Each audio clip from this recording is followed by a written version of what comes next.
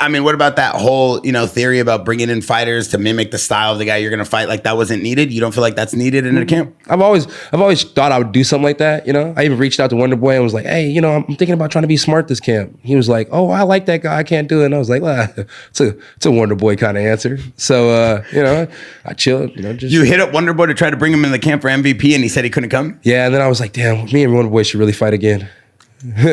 Damn. It's just me. It's like, no hard feelings. It's just, fuck you, fuck me too. All right, fuck everybody, fuck it. And speaking of Wonderboy, I mean, that's kind of crazy for you to go outside of your comfort zone and call a friend in to come in, or not a friend, but a fighter to come in, and him say he can't do it because he likes another fighter. But you fought Wonderboy. And I remember during that fight, and also I saw press conference videos and a lot of interviews of you saying that you weren't going to try to shoot on this guy. You weren't going to try to take him down. No, he kicked me in the body one time, and I did shoot, though. That shit hurt.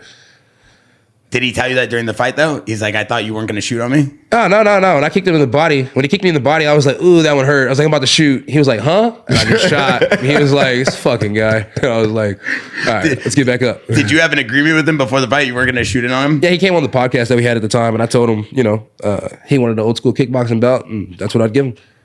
What was your background before you started fighting in the UFC? Kung Fu. Really? Mm-hmm. From where did you learn? Actually, not far from here. Ranch Cucamonga. I learned from a guy named Mark Kennedy. He was actually a school teacher for several years. He had a little bit of training underneath Bill Lassiter, who was a Kung Fu Sansu lineage of the art. One of the first Americans to learn it. And then he also had some Kempo background, so that's why I was always a big fan of like Chuck's and John Hackelman. You know what I mean? Just seeing how they transferred over the Kempo style to martial arts.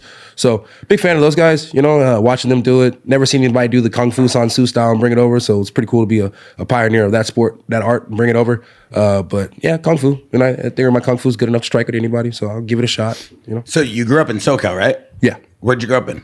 I grew up in Ontario, Ranch Cucamonga. You know what I mean? You see Next Friday. Yeah. I mean, I went to Damien and Laverne. There you go. Yeah, right down the road. So I was right down the street. Yeah. We have a paintball park in Chino out there in IE. Yeah, I went to Los Osos, and then our church is in Pomona, so I went to Greater New Faith in Pomona.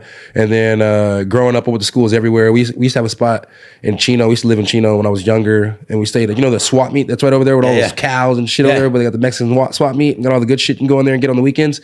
We used to stay right across the street from there, so... Yeah, nice little blue house, and they used to play soccer right across the street at the parks. They used to play soccer and stuff. How could you not like a guy like this? Stayed in Corona for a little while. I liked the Corona. Corona was nice. How could you not like a guy like this? Oh, he likes me.